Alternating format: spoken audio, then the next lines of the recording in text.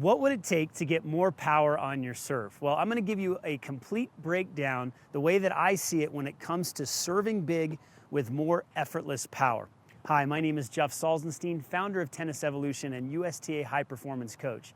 And in today's lesson, I'm going to break down several of the components that go into getting more power on the serve. And it may not be exactly what you think. Now, we've got to start with the legs first. No, the legs are not the issue. They are not going to give you the power that you need, but we've got to start there because it's such a common misconception that I hear from other coaches and other players. I've got players that come to me. I have one in my mind in particular. She's a college player, and her coach at the time told her she needed to use more legs on her serve. And so when I saw videos of her serve, I started seeing a player that would bend her knees and almost squat down like this. So it creates a curve in the low back, heavy squatting, mainly using her quads to bend down. Well, that's not efficient. That's not an efficient way to serve. And really, my belief is that if you don't have the upper body down, if you don't have the arm motion down and the upper body down, it doesn't matter how much you try to use your legs. So before we get into the upper body, I just want to mention the legs again.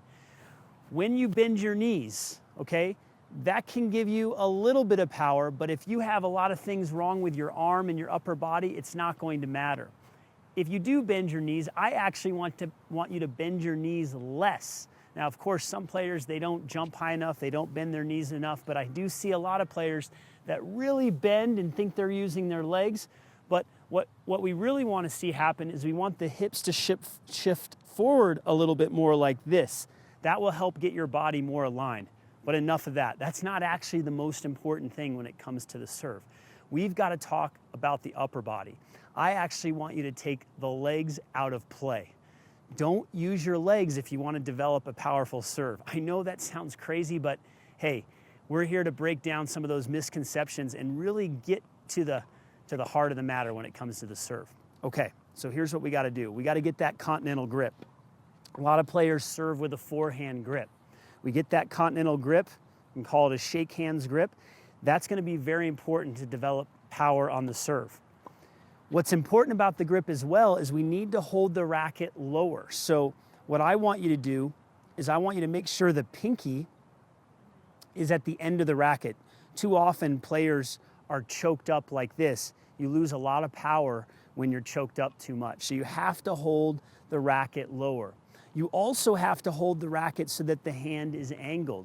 You cannot have what I call a block grip like this. A lot of players hold the racket like this. You've got to spread that index finger and get that trigger finger working so that you can get the hand working. You can get the hand more relaxed on the racket. So those are some big concepts when it comes to the grip that a lot of players don't even think about. They think, oh, I just need my continental grip, but they forget that they need to hold the racket a little lower and make sure that the trigger finger is spread or the index finger is spread on the racket. Now there's another little subtle tip that I'm going to give you that's going to help you gain more power. And this is assuming that you have a continental grip. If you have a forehand grip, you can ignore this tip. As a continental grip, with a continental grip, I see a lot of players actually that have moved towards the backhand side. So the racket face is open like this when they get ready to serve. I want you to move the racket slightly towards the forehand side a little bit so it's in that weak continental grip. Now when you go to swing, it's going to be easier to pronate. So instead of focusing on pronation, you can just swing normally, but because you've shifted your grip ever so slightly, the racket is going to go into this position easier. Again, if I have that backhand towards that backhand grip, if I swing like this and try to pronate, look where the racket goes. If I move the racket a little bit more towards the forehand, then I can make the racket go in this position much easier. This is one of the secrets to Pete Sampras's serve. It's something that I experimented with over the years. Now, you may lose spin when you change to this weaker continental grip, but you will gain more power. All right, that's enough with the grip. Let's move on to some of the next concepts that I want to talk about. I want to talk about the first move. When I get into this serve position here, so many players open the racket face like this when they start to take the racket up. Or they move with the arms like this. But one of the keys to developing natural power is to feel like the shoulders turn first. Just picture Roger Federer. This little move right here is Roger Federer, Pete Sampras. They don't move with the arms first. This is a common problem. So now you're actually working against your body. You're only moving the arms. We want the hips and the shoulders to move together in the beginning. As you're bringing the racket up, you want to make sure the palm stays down. Okay, this is very important. We don't want the racket face to open like this. You're going to lose power. You're going to end up pushing the serve more when you open that racket face too early. So it's a slow gathering where the palm stays down longer, and that will help you get to that amazing trophy position. Now, this next key that I want you to focus on, or that I want you to understand, is that you've got to get your hand closer to your head in that trophy position. Now, not all players need to do this because some of you are too close like this, but the majority of players are too far away with their hand and their arm like this, in this position, okay? So they take the racket and there's too much distance. But if I'm a football player or a baseball player, I'm gonna get my hand in this position right here.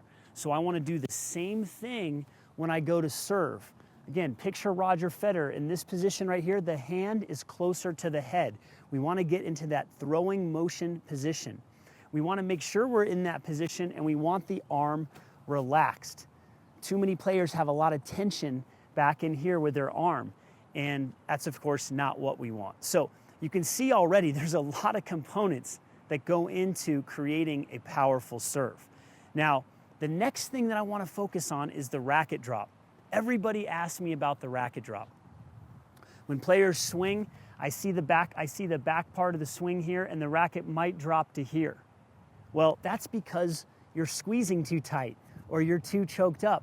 I've got a great drill where you can just hold the racket super low with the ring finger and the pinky finger off of the grip, and you can just swing in a relaxed fashion like this. And notice how the racket just naturally drops. This is further proof that if you relax your hand, you can actually drop the racket. But most players are too tight when they take the racket back and when they go to swing. You can see I'm gripping the racket really tight, and look where my racket goes. I can't really drop it. What happens when I barely hold the racket?